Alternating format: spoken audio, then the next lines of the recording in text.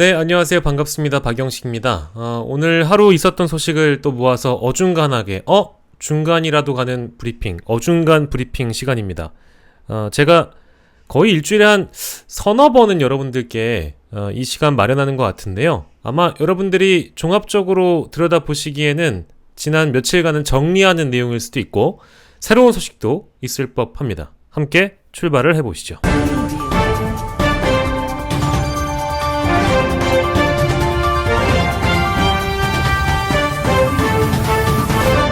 네, 첫 번째 소식은 해리스 트럼프, 이 대선 분위기가 달아오르고 있습니다. 미 대선 뭐 얼마 남지 않았긴 합니다만, TV 토론회 예정을 앞두고, 마이크 음소거를 두고 신경전을 벌이고 있는 두 사람의 갈등, 요게 좀 재밌게 보여서 일단 가지고 와봤는데요. 아마 많은 분들이 미국 대선에 큰 관심이 없을 수도 있어요. 왜냐, 제가 판단하기에는 그 트럼프가 총을 맞았을 때 많은 분들이 어차피 대선은 트럼프가 되겠지. 근데 그게 지금 아닌 분위기로 나아가고 있는 것 같아요. 지금의 상황이라는 게 사실은 그리 간단치만은 않은 것 같다. 요렇게 정리할 수 있겠는데요. 글쎄요, 그게 실제 제가 생각하는 바도 그렇고, 여론조사 이런 거 돌려보면 해리스가 앞서가는 조사도 꽤 나오고 있습니다. 그렇기 때문에 이거를 그냥 일방적으로 트럼프의 독주다? 이렇게 볼 수는 또 없는 그런 상황인 것 같아서, 그래서 요 내용뿐만 아니라 이따가는 여론조사 잠깐만 만나보도록 할게요. 그래서 보면 해리스 캠프는 상대 후보가 발언을 할 때에도 마이크 음소거를 하지 않아야 된다라는 입장을 갖고 있대요. 바이든 대통령 경우에는 트럼프 전 대통령의 끼어들기를 차단하기 위해서 음소거를 요구했던 것과는 다르게 완전 반대되는 방향으로, 트럼프가 만약에 해리스의 발언을 계속 끊으려고 한다면 이거를 그대로 노출시켜서 지지층들이 결집할 수 있는 기회를 좀 마련하고 싶다, 이제 이런 입장이고, 트럼프 전 대통령은 이 규칙 도입에 또 강하게 반대를 했었는데, 과거에는.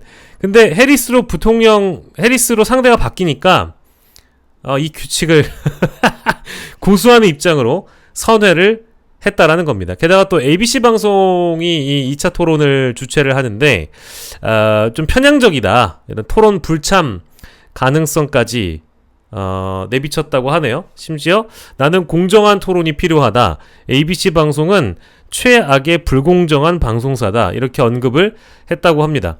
그래서 최근에 우리 대선 주자들이죠. 지금은 당권을 거머쥐고 계신 더불어민주당의 이재명 대표와 국민의힘 한동훈 대표 간에는 이 어떤 여야 회담을 생중계하냐 마냐라는 그런 정치인들 간의 그런 갈등이 있을 수 있는 건데, 미국 대선 TV 토론은 어마어마한 유권자들이 바라보는 그 또 무대이기 때문에 사실 이 투표에 굉장히 영향을 크게 끼치죠. 우리나라도 마찬가지입니다만, 생중계를 하냐 마냐와는 조금 다른 측면의 갈등이고 쟁점일 수는 있겠지만, 제가 보니까 음소거를 하냐 마냐까지도 신경전을 할 정도면 얼마나 더 미 대선 주자들이 이 토론에 신경을 쓰고 있는지 여실히 드러난 대목이라고 할 수 있겠습니다.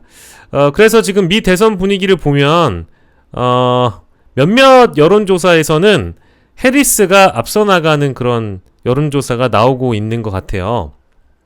여기 보면 경합주에서 현재 충돌이 예고된 상황에서 해리스 부통령이 트럼프 전 대통령에게 7%포인트 차로 앞서는 여론조사 결과가 나왔다는 겁니다. 이 조사 내용을 좀 보면 810명을 대상으로 민주당 전당대회를 전후한 17일에서 20일에 조사해서 25일에 발표를 했는데, 해리스 부통령이 50%의 지지율로 트럼프 전 대통령에게 7%포인트 앞섰다. 해리스 부통령은 스스로를 리버럴이다, 자유주의자로 규정한 사이에서는 굉장히 높은 득표율, 또 진보층에선 뭐 당연히 93%, 트럼프 전 대통령보다는 2배가량 높았고, 심지어 선거 자금 모금액에서도 상당히 상승세를 보여주고 있는가 보네요.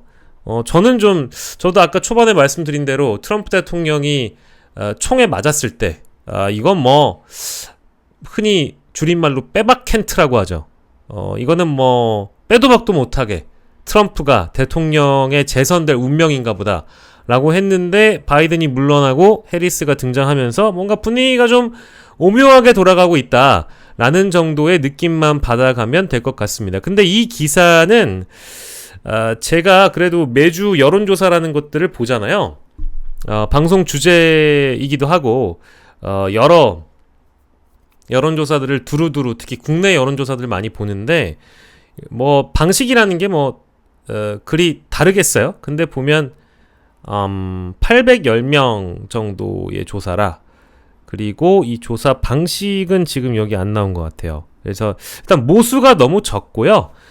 민주당 전당대회 후라고 하니까 분위기가 해리스 부통령에게 약간 좀 쏠려있는 그런 상황일 수도 있겠다라는 그런 생각이 들어서, 앞으로 여러 경합 지역들을 돌아가면서 본격 새몰이를 하고 실제 대선이 가까워진 시점에 있었던 여러 여론조사들을 좀 종합적으로 포괄적으로 둘러봐야 하지 않을까, 그런 생각이 좀 들었습니다. 그래서 이 기사와 이 여론조사만 보고 나서 뭐 해리스가 좀 앞서가고 있다라고 우리가 단정 지을 수는 전혀 없을 것 같아요. 그래서 이거는 그냥 재미삼아 이야기를 한 것이니까 뭐 여러분들께서 그냥 참고 삼아 들어주셨으면 좋겠습니다. 왜냐면 우리가 사실 외신 이야기를 할 기회가 많이 없잖아요. 제 유튜브에서는 외신을 거의 다뤄보지 않았기 때문에 오늘 눈에 띄었던 기사였기 때문에 여러분들과 함께 재미있게 좀 다뤄봤습니다. 다음 소식은 이제 국내로 좀 돌아와 볼게요. 제가 좀 관심있게 지켜보고 있는 대변인입니다. 누굴까요? 바로 대통령실의 정혜전 대변인인데요. 선동, 괴담, 뭐, 요런 주제로, 사실 어제 오후에 이제 이 내용을 밝혔어요. 그래서 대통령실이 어떤 입장을 갖고 있는지에 대해서 설명을 해 주셨는데요. 저는 글쎄요, 요거 보고 나서, 상당히 뭐랄까, 정혜전 대변인께 할 말이 많기 때문에 좀 가볼까요? 차례대로? 글자를 좀 크게 키우고 가죠. 예.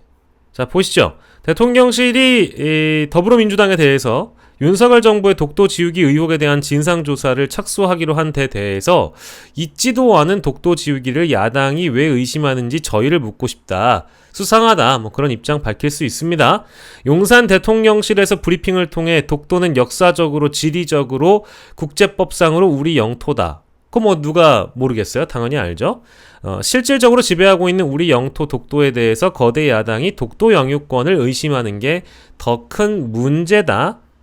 뭐 의혹은 가질 수 있을 거라고 봐요. 요즘에 있었던 상황이라는 게 그리 녹록지 않거든요. 정혜전 대변인이 까먹었을까봐 이따가 제가 설명드릴 주제들 다 가지고 왔으니까 잠시만 기다려주세요.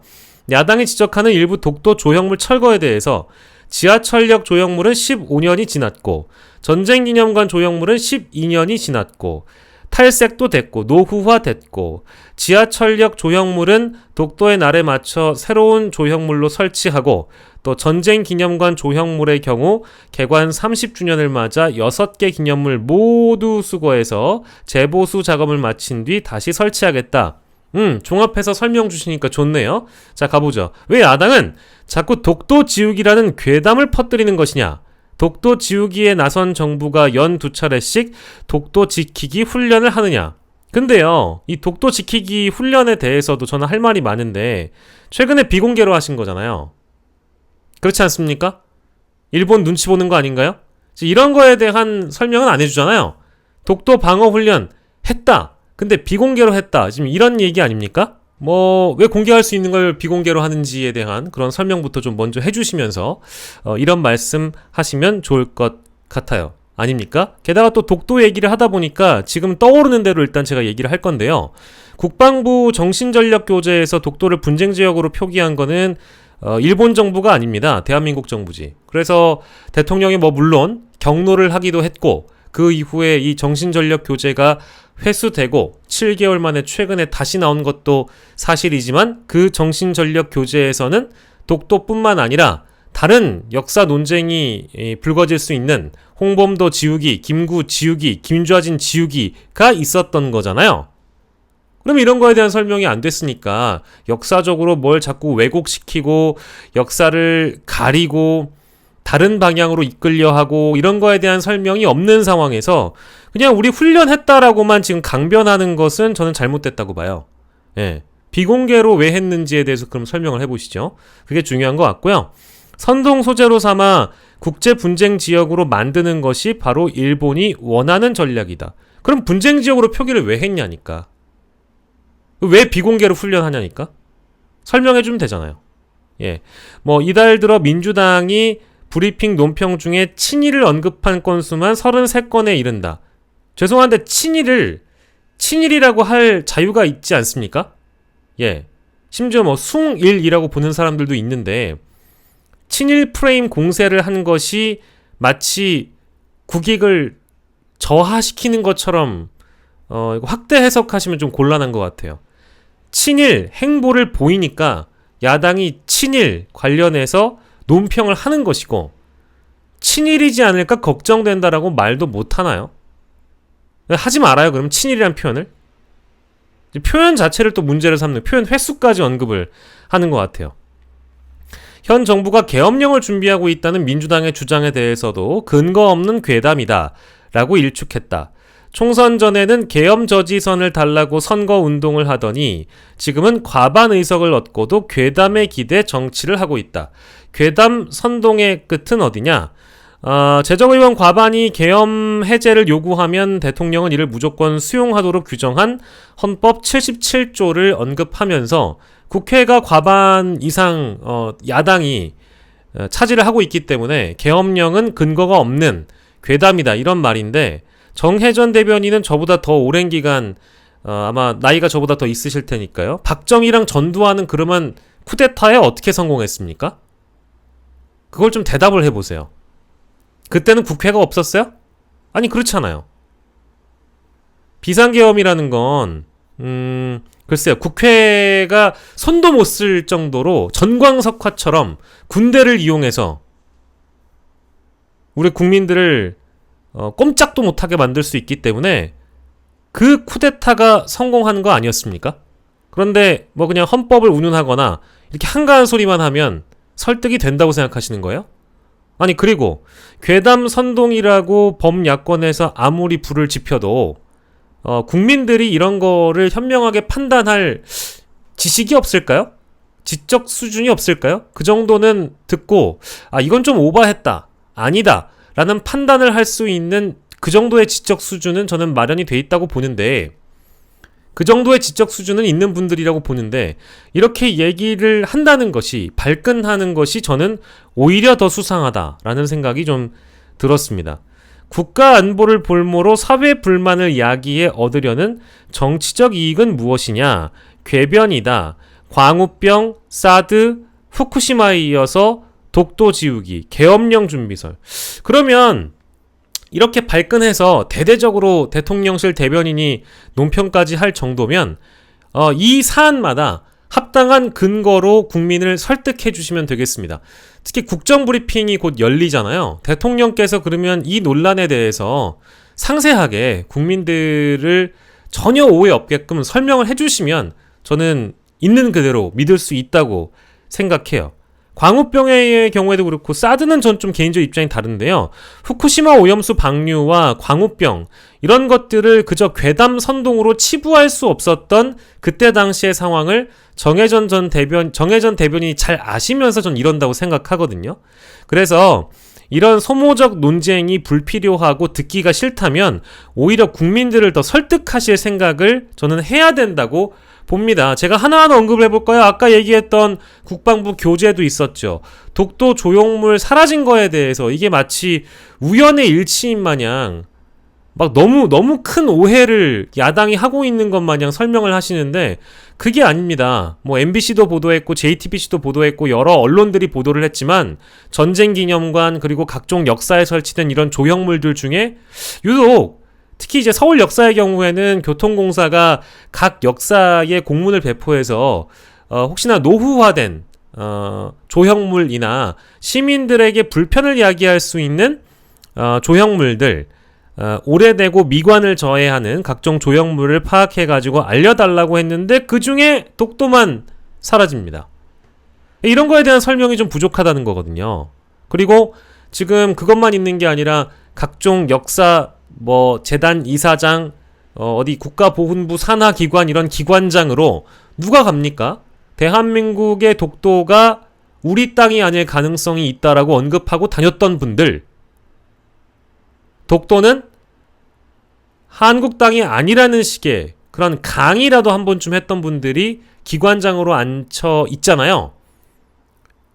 그러면 여러 이제 오해를 할 만한 소지들을 본인들이 만들어 놓고 이것을 지적하고 걱정하고 우려하면 마치 괴담 선동에 놀아나는 멍청이들 마냥 국민들을 폄하한다면 글쎄 저는 이거를 받아들이긴 좀 어렵네요. 그러니까 그냥 가만히 있어도 해결될 문제인 것 같아요. 즉 더불어민주당의 이 주장이라는 게 황당무계하기 짝이 없는 궤변과 선동과 날조와 선동 뭐 괴담 이런 거라면 국민들이 알아서 잘 판단해서 그 역풍은 야당이 맞겠죠. 그러니 이런 걱정 안 하셔도 됩니다. 그저 야당이 지적했던 제가 앞서서 왜 이런 일이 벌어졌습니까? 군 교재에서 독도를 지우는 일은 왜 벌어졌는지, 누가 분쟁지역으로 표기했는지, 에? 이런 명백하게 드러난 사실관계들이 있잖아요. 그럼 이 사실관계들을 설득을 시켜주세요. 이해를 시켜주십시오. 그때 왜 그랬는지. 그냥 대통령 경로 한 번에 7개월 만에 다시 국방부 교재를 찍어낼 정도라면 설명할 수 있는 거잖아요. 그럼 이번에 왜 그랬습니까? 독도 문제를 차치하더라도 김좌진은 왜 지웠어요? 홍범도는 왜 지웠습니까? 김구는 왜 지웠어요? 왜 자꾸 임시정부 부정하는 사람들, 더 나아가서는 대한민국 헌법에 명시된 헌법을 부정한 그 내용들을 부정하는 사람들은 왜 앉아있는 거죠? 왜 후보자로 지명됐죠? 정혜전 대변인이 발끈하면서 이렇게 설명해봐야 하등 도움이 안 돼요. 왜? 정혜전 대변인은 대통령이 뭐 결정하면 그거 변호해주는 사람이니까 제가 안타까워서 그래요. 대통령한테 한번 물어보십시오. 왜 이런 결정을 했는지, 왜 그런 사람들을 후보자로 지명했는지에 대해서 설명을 해보란 말이에요. 김문수 괜찮아요? 독립기념관장 괜찮습니까? 독립기념관장 뭐 이사 이런 사람들은 괜찮은 것 같아요? 제가 보기엔 아닌 것 같은데. 그럼 판단을 먼저 하고 이런 논평을 하면 저는 뭐 충분히 제 스스로가 설득될 수 있을 것 같아요. 그러니 야당에서 뭐 야당 대표가 코로나19에 병상에 있으면서도 독도와 관련돼서 진상조사를 하라고 당에 요청을 할 정도면, 지시를 할 정도면 뭐 의심이 가는 대목이 있으니까 야당이라도 국민들의 어떤 불편함이나 이런 것들을 해소하기 위해서 한번 알아보라잖아요. 그럼 뭐 잘못됐습니까? 제가 야당을 일방적으로 편을 드는 게 아니고 저 민주당원도 아니고 아무것도 아닌 사람인데, 아니 보도를 봐도 수상하잖아요. 의심스럽잖아요. 얘기 못합니까? 제가 괴담 선동에 놀아나는 사람이에요? 저 그런 사람 아닙니다. 그러니 이런 대통령실의 발표는 제가 판단하기에는 별로 뭐 그리 도움이 되는 것 같진 않다. 정혜전 대변인이 등장할 때마다 뭐랄까요? 좀 답답하네요. 예. 그저 뭐 대통령실 대변인이니까 대통령의 어떤 심정과 마음, 생각 이런 것들을 대변하시는 분이라고 그냥 생각할게요. 하지만 일단 순서에 안 맞다. 그리고 야당의 문제 제기에 대해서 저는 착실하게 답변해 주길 바란다. 친일 의혹에 대해서 강하게 비판받는 지점들이 어떤 건지 하나 다 검토를 해보시고 말씀하셨으면 좋겠습니다. 예. 자, 그리고 뭐 이 내용은 이번 주에 크게 이제 화제가 됐던 내용이긴 합니다만 이미 뭐 여러분들 다들 많이 아시는 내용인데 박문진 이사들 선임한 것과 관련해서는 이미 결론이 내려졌습니다. 예, 다들 아시는 것처럼 MBC 박문진 새 이사 임명에는 제동이 걸렸다. 집행정지가 인용이 됐다는 건데 어제였습니다. MBC 대주주 박문진 새 이사들의 임명이 문제가 있다. 이런 결정을 내렸고요. 서울행정법원의 강재원 판사님께서 재판장께서 아주 합리적이고 상식적인 결론을 전 내려줬다고 보고요. 박문진 새 이사 6명을 임명한 것에 대해서 제동을 걸었다는 건데 신청인들 즉 지금 현 이사들입니다. 현 이사 3명이 신청을 했는데 회복하기 어려운 손해를 예방하기 위해서 그 효력을 긴급하게 정지할 필요가 있다고 인정된다 라고 밝혔습니다. 재판부는 또 임명 처분의 효력 정지로 인해서 공공복리에 중대한 영향을 미칠 우려가 있는 때에 해당한다고 보기 어렵다. 이 결정한다고 해서 효력 정지 잠깐 걸어놨다고 해서 박문진이 망하거나 MBC가 망하는 거 아닙니다. 이제 이런 이야기입니다. 이 효력 정지 요건을 좀 세부적으로 살펴보면 회복하기 어려운 손해, 요게 이제 제일 많이 등장하는 표현이거든요. 어제도 말씀드렸지만 특별한 사정이 없는 한 금전으로 보상할 수 없는 손해로서 이는 금전 보상이 불가능한 경우 내지는 금전 보상으로는 사회관념상 행정처분을 받은 당사자가 참고 견딜 수 없거나 또는 참고 견디기가 현저히 곤란한 경우에 유형, 무형의 손해를 일컫습니다. 이런 내용들까지 제가 소개해드리는 이유는 지금 이 행정법원의 이 판결이 얼마나 상식적이고 합리적이고 정상적인지를 여러분들께 더 강조하기 위해서 이 표현을 애써 설명을 해드렸습니다. 회복할 수 없는 손해가 만에 하나라도 조금이라도 있다면 일단 효력 정지는 걸리는 거니까 이 행정법원에서 보통 언론에서 가장 많이 인용했던 그 재판이 이제 요런 가처분 신청을 받아들이느냐 마느냐에 대한 부분인데요. 방통위는 즉각 어제 항고하겠다고 입장을 밝혔고 박문진 이사 임명 처분 효력 집행정지 사건에 대해서 항고하는 거기 때문에 이게 한 3개월 안쪽으로 결론이 나올 거고요. 물론 본안 소송은 한 1년 걸립니다. 뭐 그 사이에 이진숙 방통위원장 탄핵 심판 결정 가부가 또 내려질 것이고요.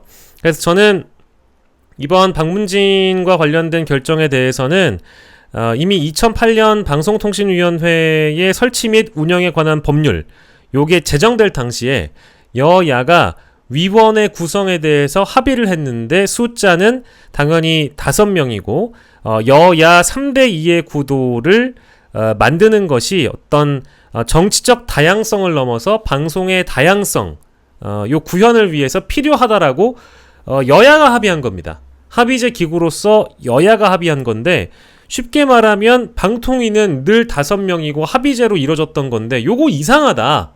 그러니까 이게 뭐 너무 상식적인 얘기를 지금 하고 있는 거예요. 예.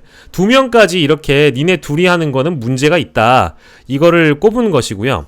그리고 이 2인으로 구성된 것도 문제지만 2인으로 운용을 해서 의결을 하는 것도 문제다. 그 얘기도 함께 나왔습니다.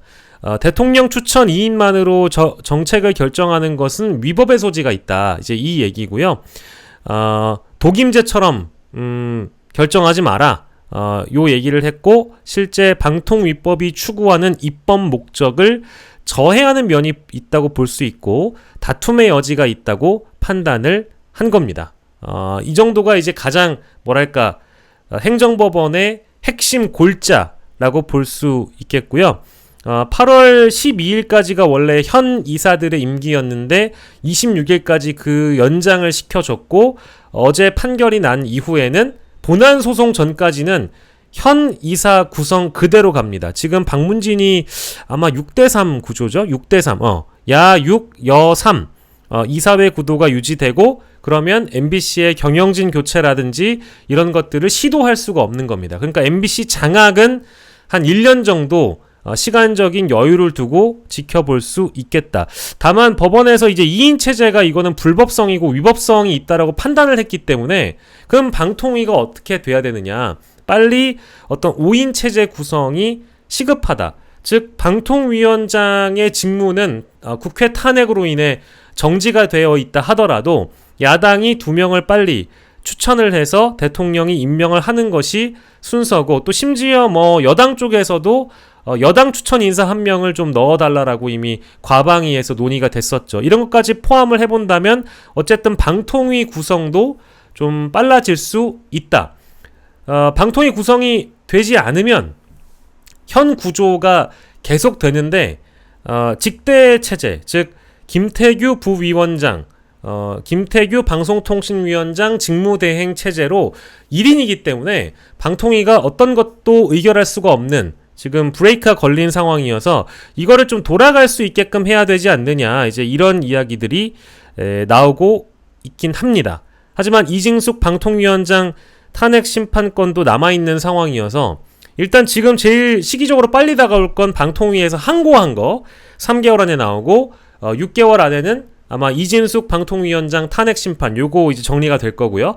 본안 소송은 좀 더 오래 걸린다. 이렇게 정리할 수 있겠습니다만 특히 이진숙 방통위원장의 헌재 심판과 관련해서는 아무래도 심판이 인용될 가능성, 탄핵이 인용될 가능성이 좀 높아 보이는데요. 왜냐하면 이번 행정법원의 판결문을 보더라도 헌재의 판례를 따오거나 대법 판례를 따오거나 이제 이런 식으로 헌재와 물론 법원은 구분되는 기관이지만 그렇다고 하더라도 요것이 실제 탄핵 심판에서 활용될 가능성이 높다고 봐요. 행정법원의 집행정지 인용 판결문이나 이 판결 내용이 어쨌든 판사들이 하는 일이다 보니까 법리를 들여다보는 거기 때문에 헌재에서도 이 어떤 2인 체제의 불법성이라든지 그리고 실제 중대한 헌법 위반 행위라고 이것을 본다면 헌재에서도 아마 탄핵이 인용될 가능성이 높을 것 같습니다. 마찬가지로 구성과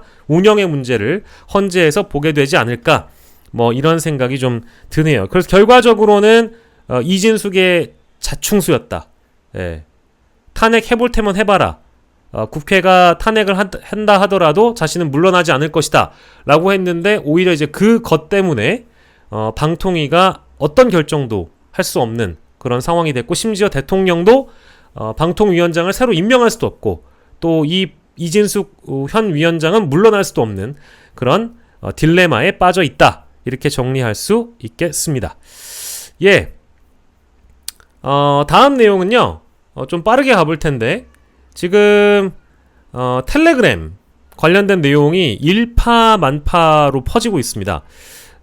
이 10대 딥페이크라는 내용은 여러분들 잘 아시겠지만 인공지능에 심층 학습을 더하는 딥러닝, 거기에 가짜, 페이크를 합쳐서 딥페이크라고 부르는데요.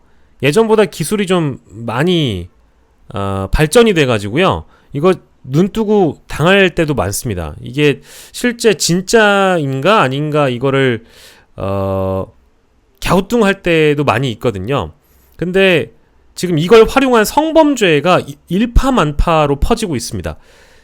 시사의 영역에서 이제 들여다보건대 이거는 굉장히 심각한 문제인 것 같고요. 대학가, 그러니까 인하대였었던 것 같아요. 인하대학교 재학생과 졸업생들을 대상으로 한 딥페이크 음란물을 합성해서 유포한 텔레그램 대화방 운영자, 예. 이 사람이 실제 검거가 됐는데 그 이후에 미성년자들 대상으로 한 미성년자 학생들이 참여 중인 것으로 추정이 되는 대화방이 대규모로 또 발견이 됐다고 합니다. 진짜 놀랄 노짜예요. 제 기사 보고 깜짝 놀랐는데요. 이거 뭐 말도 못합니다. 정말 충격적이었어요. 그 텔레그램 방에서 지능방이라는 게 있어요. 그게 이제 지인 능욕방이고요. 겹지인방은 겹치는 지인방의 줄임말이라고 합니다. 네, 그래서 이 방에서 실제 나도 모르는 사이에 내 사진이 음란물에 합성돼가지고 마치 내가 음란물의 어떤 주인공인 것처럼 유포가 되고 있다는 거예요. 그거 가지고 사람들이 낄낄거리고 있고 성범죄죠.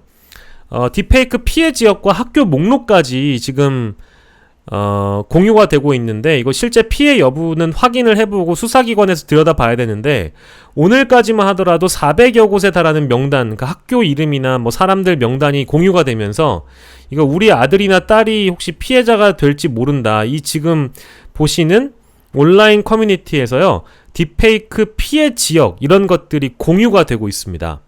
실제로요. 그러니까 부모님들도 지금 걱정이 많으시죠. 제가 그래서 여기 들어가 봤어요. 보시면 이렇게 아예 학교별로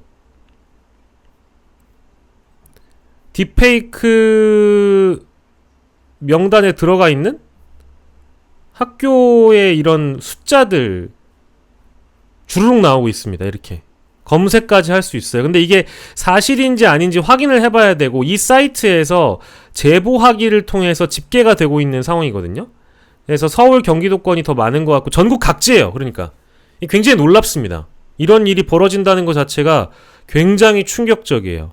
예, 이걸 성범죄물로 학생들, 미성년자들의 사진을 음란물에 합성시켜서 유포가 되고 있다. 이게 여전히 지금 텔레그램에서 돌고 있다고 합니다. 가장 크게 문제가 되는 건 결국 미성년자들인 것 같아요. 가해자들이 계속 지역명, 생년월일, 학교 이런 정보를 공유한 게시물을 올린 후에 겹치는 지인들, 그러니까 서로가 아는 뭐 몇 학년 몇 반에 누구 이런 식으로 지인을 찾고 있다라는 거예요. 하루에도 뭐 수십 개, 수백 개 올라오고 있다고 합니다. 그래서 지금 대통령까지도 나서서 명백한 범죄라고 실태 파악을 조사한 상황이고 이재명 더불어민주당 대표도 현재 딥페이크 성범죄물이 사회 문제로 대두된 것을 지적하면서 성폭력 범죄처벌 특례법 개정안을 대표 발의했고 대표 발의해라. 국회 차원의 대책을 마련해라고 지시했는데 오늘 보니까 한정혜 의원, 김한규 의원이 특례법 개정안을 발표했습니다. 그리고 경찰은 심지어 최근에는 이 딥페이크 게시물, 즉 가해자들을 검거한 걸로 알려지고 있는데 청소년 10명 정도를 검거했고요.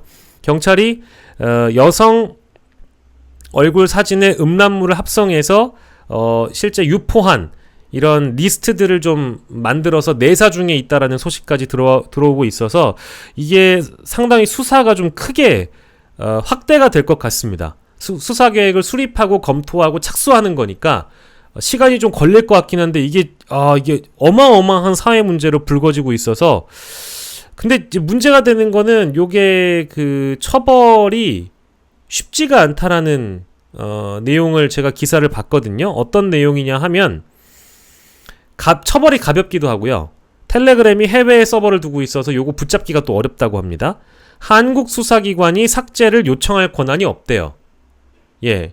보안이 강하고 이러다 보니까 그 텔레그램 메신저를 통해서 각종 유포가 되거나 어떤 범죄 논의가 되거나 공모가 될 수도 있기 때문에 텔레그램에 어떤 협조 요청을 해야 되는데 텔레그램이 실제 그걸 들어줄지 미지수라고 하고요. 그리고 수사를 한다고 하더라도 온라인상 벌어지고 있는 범죄이기 때문에 피해자를 얼마나 빠르게 특정하는지가 중요한데 그 특정조차 쉽지 않다고 합니다. 예. 지금 현재 배포 등을 할 목적으로 딥페이크물을 제작한 경우에는 5년 이하의 징역, 5천만 원 이하의 벌금에 처할 수 있는데 실제로는 대부분 집행유예, 초범이기 때문에 집행유예를 받거나 기소유예 처분을 받아서 이게 범죄의 심각성에 비해서 처벌이 너무 미약하다. 이런 의견들이 있고요. 그리고 좀 쪽팔린데요. 이게 지금 해외에서도 기사가 날 정도라고 합니다. 즉 한국에 있는 10대 청소년들이 굉장히 온라인에 익숙하고 기술적으로 발달이 돼 있어서 실력이 좋아서 여기 나오죠. 외신도 심지어 한국의 10대들이 AI 기술로 성범죄에 활용하고 있다. 딥페이크를.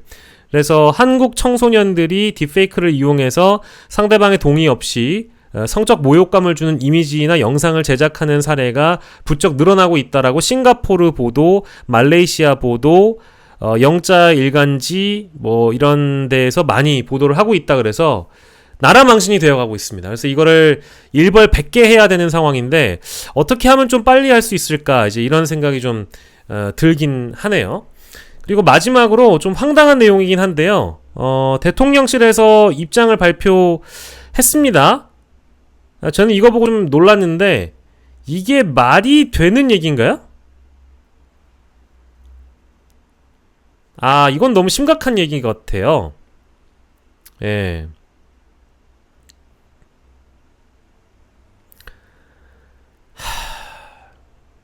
저는 이 대통령실 익명 고위 관계자로 나오는데요. 기자들을 만나서 사실 응급실 뺑뺑이는 의료개혁, 의대 증원 문제가 불거지기 이전부터 누적된 문제다. 그걸 누가 모르냐? 근데 심지어 의사 수를 자꾸 거론을 해요. 숫자가 적어서 이런 문제가 발생했다. 글쎄 그럴까요? 지금 문제의 본질이 그거라고 생각을 하시는 건가요? 그러면서 일부 응급실에서 단축 운영 사례가 일부 응급실이라고 언급을 했습니다.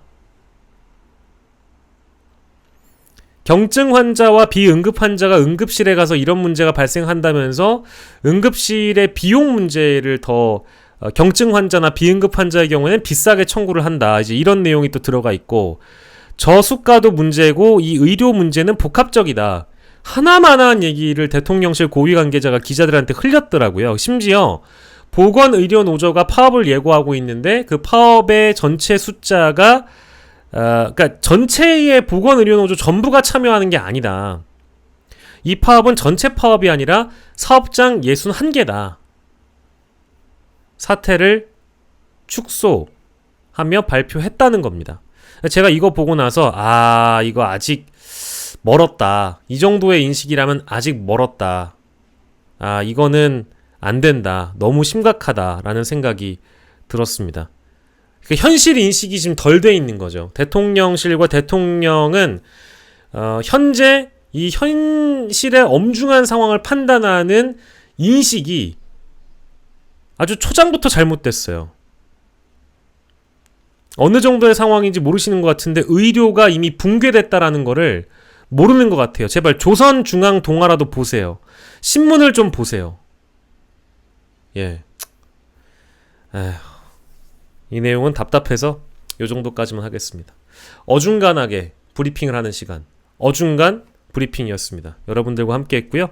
가끔씩 여러분들이 이렇게 한 번씩 들어와서 좋아요 눌러주시고 구독 눌러주시면 발빠르게 소식 전하고 너 그거 알아?